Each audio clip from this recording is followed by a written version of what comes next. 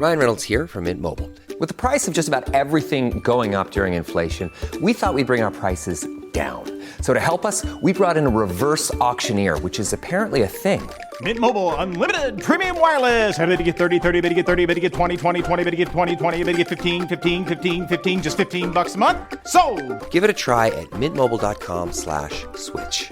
$45 upfront payment equivalent to $15 per month. New customers on first 3-month plan only. Taxes and fees extra. Speed slower above 40 gigabytes. See detail.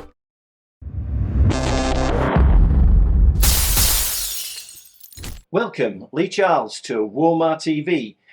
We're so pleased that you're here at Doncaster, the UK Martial Arts Show 2024.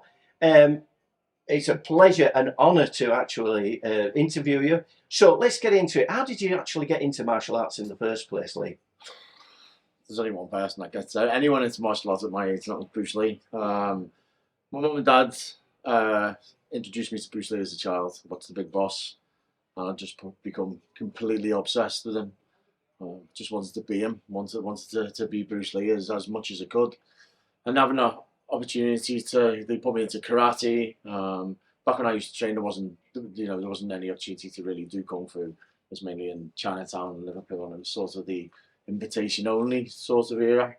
So I started off with Shotokan Karate, and did that for many years. And my friend and my dad, Master Brian McKinney, opened a Wushu school. So when I was about 14, I think I made the transition over to Wushu, and that was it. So I just, I can't emphasize enough how much of an impact that guy had on me. What do you think? What do you think was the epitome of Bruce Lee in your taking it back now and looking where you've been? What do you think was the epitome of Bruce Lee? I don't know, because it was just, he just had this. It was just so unique, so charismatic. His ability, and for me, I don't know. I think I found something in him that I could find in myself. And it was sort of like, seeing this Chinese guy on my screen just doing what he was able to do was, it was insane. And I was being so little. I remember I wanted to be educated like him. I literally did everything I could. I was buying books, I was training as much as I could. I was watching videos as much as I could, buying the magazines. And I just think, and his whole persona about the more I grew to understand who he was and what he did. And he wasn't just this guy on the screen, and his whole background and his philosophy. I just thought, I just want to be like that. I just want to have sort of that life and that inspiration. And, I think without him being introduced into my life, I wouldn't be where I am today. Fantastic. Talking about getting into it where you are today, how did you do the transition from martial arts into movies? Was it a slow transition, or was it fairly quick, or what would you say was how did it happen? Did it happen overnight, or what happened? So obviously, everyone always says to me, you're so lucky to do what you do. And I'm like, yeah. And thousands of hours in the gym. There was hours of reading books and the dedication that I put myself through. But to get there, in about 2005, I went to LA on holiday. And when I was there, I wanted to go and visit Benny the Jet's gym. So that was my thing. I just wanted a picture next to his logo, hold his bag, and a little smile and stuff. And when I got there, I spoke with Cody, the guy we got on reception. They gave me some gear because I left my stuff back at the hotel. I was literally phoning them every 2 minutes. And I left my stuff at the hotel because I thought, I don't want to go there and be that guy that just turns up with the bag and expects to train. So I thought, I want to go, introduce myself, and do it right. So I went, and they gave me the stuff, and I went back and started training. And then a woman come and knocked on the window, and I opened it, and it was Benny's wife, Sensei Sarah. And she started speaking to me, and it felt like sort of like an interview. It was weird. I thought, oh, these questions are a bit strange. And she was like, oh, you're really good, you can move, and your kicks. And she went away. And I thought, wow, that was Benny Urquidez's wife, Benny the Jet's wife. And then she come back and knocked on the window again, opened it, and she's like, Sensei Benny's on his way back. He wants to see you. You've come all the way from Liverpool. And I was like, wow, okay. And he come back, and then I remember waiting at the front of the gym, and he come in, and honestly, I think we sat for about 2.5 hours and just talked, and well, he talked and I listened, and then at the end of it, he said to me, "What are you doing whilst you're here?" And I was like, I've got a few training things to do. I said, but other than that, I just want to come and train here, and I want to do as much as I can and be a sponge. And he told Cody to write an address down, and then he gave me this piece of paper, and he said, "Be there at 9 o'clock in the morning." So I was like, "Okay, sensei, no problem." So the girlfriend that was at the time, we go out, and she's like, where are you going? I was like, "I don't know." And she's like, "Well, why didn't you ask?" And I was like, "Because if Benny Urquidez wants me to be somewhere at 9 o'clock tomorrow morning, I'm going to be there." I was like, this is an opportunity you can't turn down. And when I got there, it was Lee Strasberg. So I was at the Lee Strasberg on Santa Monica and Fairfax. And Benny kindly took me under his wing, trained me in stunts and acting, showed me how to move and do fight choreography. And then as I come to the end of my trip, when I was in LA, we trained and we done numerous things together. And he said to me, "You're not part of my team. When you used to be my ambassador for the UK and Europe, and you're part of my team." And I thought, well, that's a nice gesture, to finish it off, and lets me not go away, deflated for the fact that I'm leaving. And sure enough, I come home, and within 3 weeks, he phoned me at home and said, "Can you get some time off work? I want you to work on a movie and help me train John Cusack." So that was it. So one of my heroes who I'd watched in Jackie Chan films and stuff, just saw something in me and give me that opportunity to introduce me to this whole new world. Can you remember what film you were working with John Cusack? Yeah, it was 1408. So I was training. So I was coming on. I was training on 1408. So Johnny used to do a lot of training with Sensei Benny. I think he was kickboxing. He was actually passed over from Don. It was Don that passed him to Benny, because Don was going into his film world. So once you've done that, what was your progression then? What do you feel as though was your next big leap into the movie world? I continued to fight. So I continued to compete and fight all over the world. And I think I was torn between the two worlds in terms of what I wanted to do. And then I retired. I retired from it, and I remember it was probably around 2009, 2010. And a friend of mine, Joey, got in touch with me. He's like, "We were doing Green Street 3 with Scott Atkins." I'd done a couple of low budget things before that. He's like, "I want you to have a fight with Scott as one of the hooligans, if you like." I got well stitched up on that. They didn't tell me what team I was playing for, and then when I come up, they put me as Man United. I'm an avid Liverpool supporter, so I got well stitched up. And I went down, and I worked with Scott, and at the end of it was towards the end of the shoot when we were filming, and me and Scott did our bit.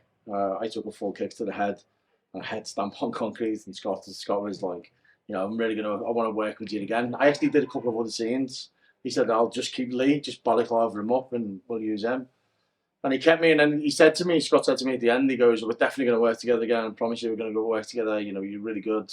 And it's, he was like, "Guys like you help me look, as good as I am, because, you sort of," and I was like, "Thanks, meant a lot." And I met a couple of producers and a director, and then it just started snowballing. Right. I think having that work ethic and being in there, and I think for me, like every job I go on to, I'm always thankful.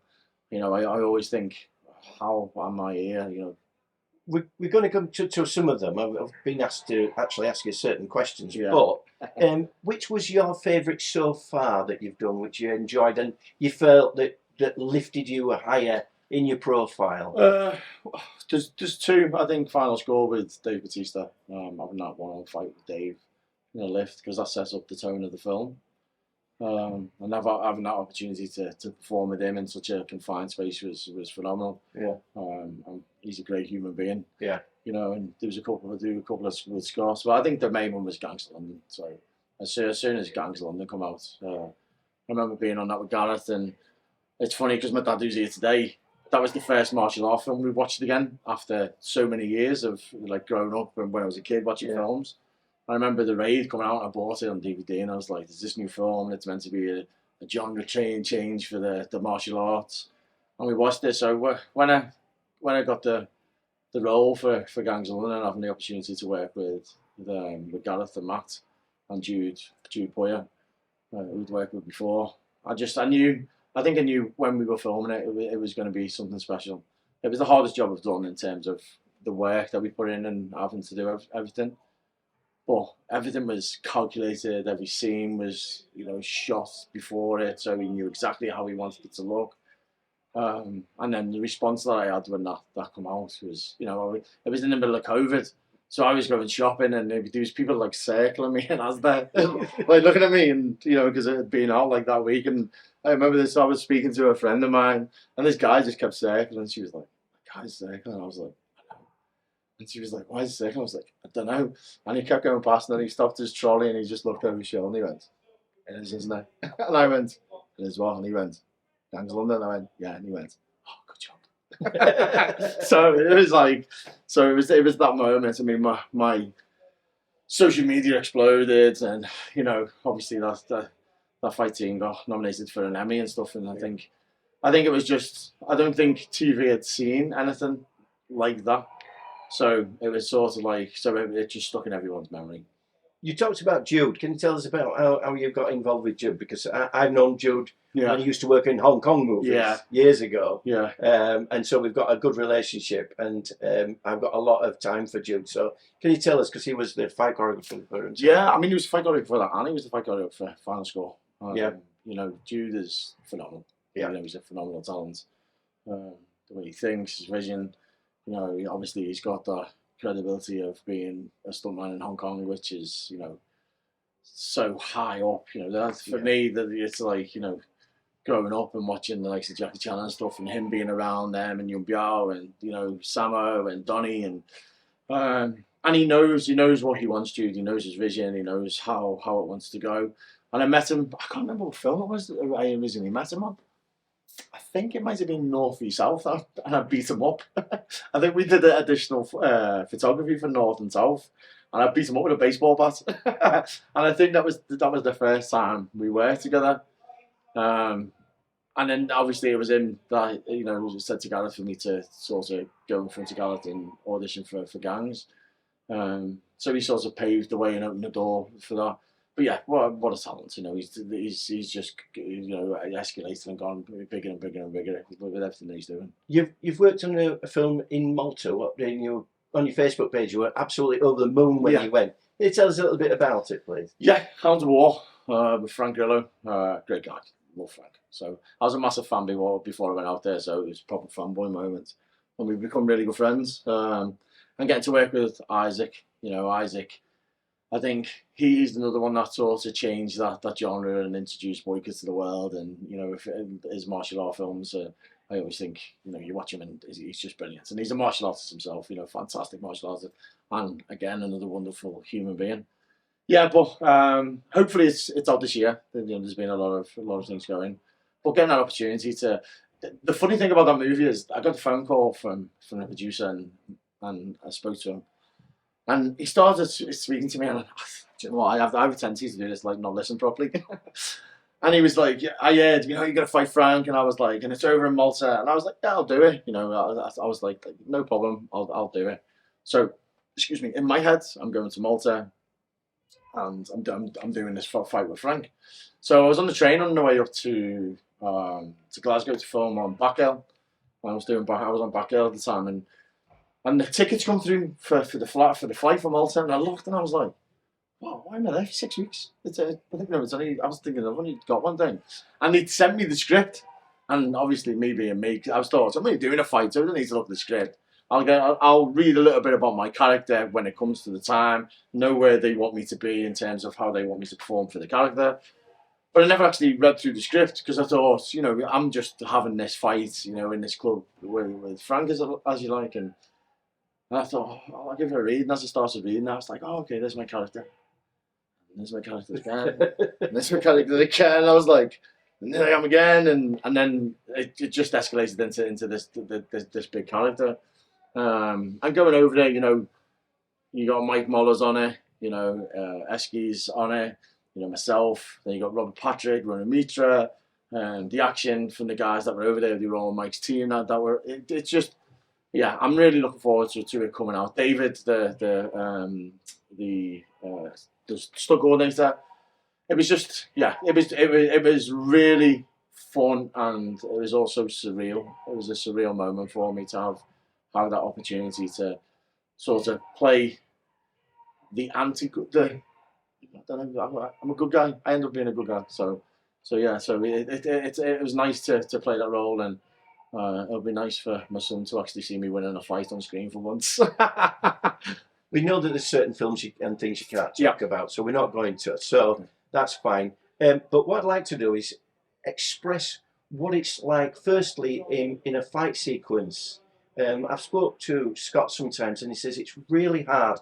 And people seem to think that the action is, it's all easy. Yeah. But he says you can come away and you're in bruised and pain and all sorts of things. Yeah. How do you, come through it? How do you psych yourself up to doing something and knowing that you're putting your best into it? Yeah, like I said before, I mean, for me, I'm dead humble to be there. And it's like, I used to be a fighter, and I still go up at 4 o'clock every day. I still go training at 5 a.m. Train for 2.5 hours doing all my martial arts and my boxing and stuff. And then I do my fitness and cardio and weight training later on in the day.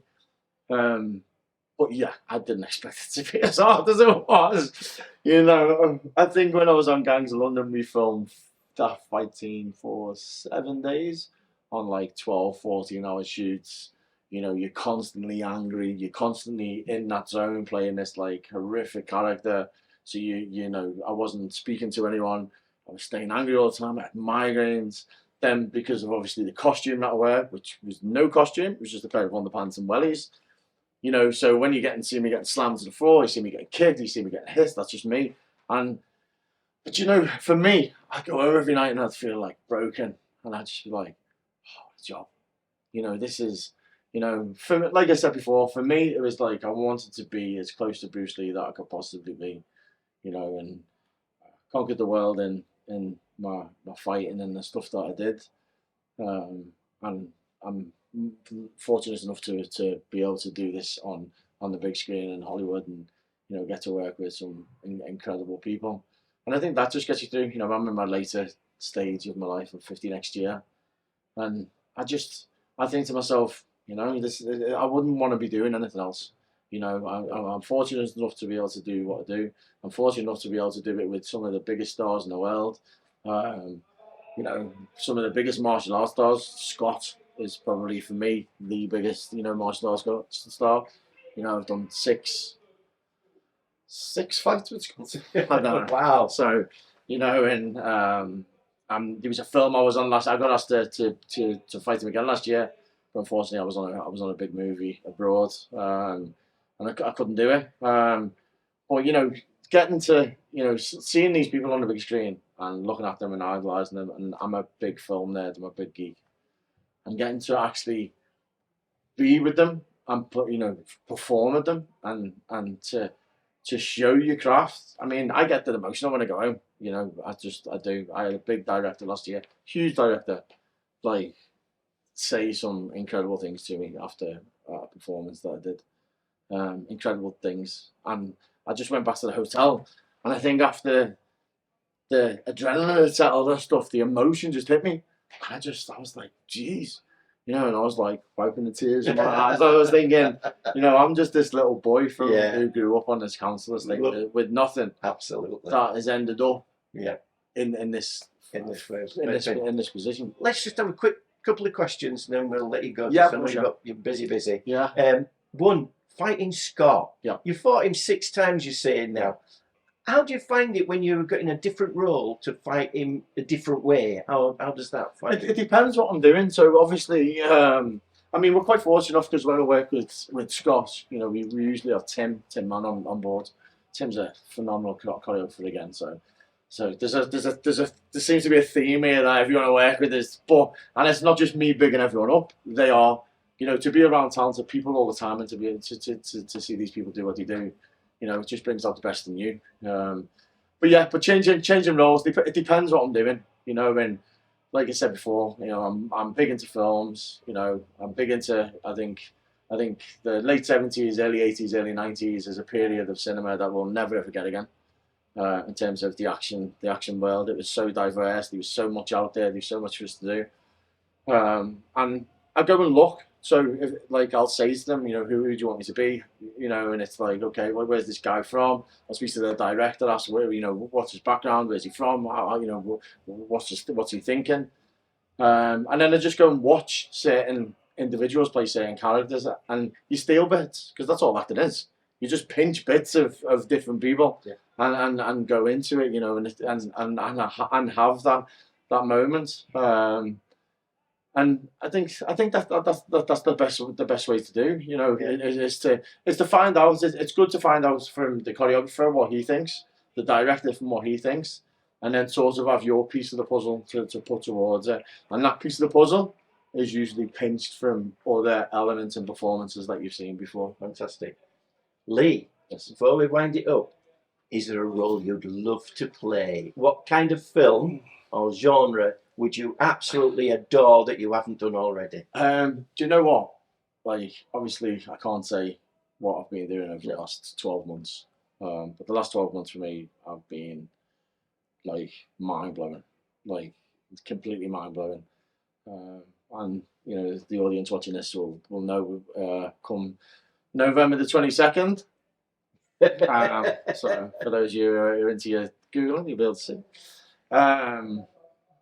That was, for me, that was like insane. And then a couple of weeks ago, I got to work with probably one of the biggest stars in the world, which I was fortunate enough to do. So yeah, I mean, Bond villain. Who doesn't want to be a Bond villain? Bond villain. You know, I like to. I worked on the Batman. I'd like to probably fight Batman a bit more. You know, maybe go there. He's my biggest thing. I think Star Wars. I think everyone would love to be in Star Wars. Yeah. Well, today, Dinah Lee Inosanto, she's just got to hit the road because she's now an animation. She's been in Ahsoka, but she's now got her own Star Wars show. Oh wow! Yeah. Okay. Oh, Yeah. wow! Yeah. And she's taken the time like you over the years, done a bit, done this, done that, and she's just made it today because it's of course you're filming on. Yeah. May the 4th be with you. May the 4th be with you. Lee Charles, thank you very much for your time, and I hope we can meet you and maybe do some on screen sometime, you know, set reports. Thank you very much, sir. Thank you. Thanks for having me.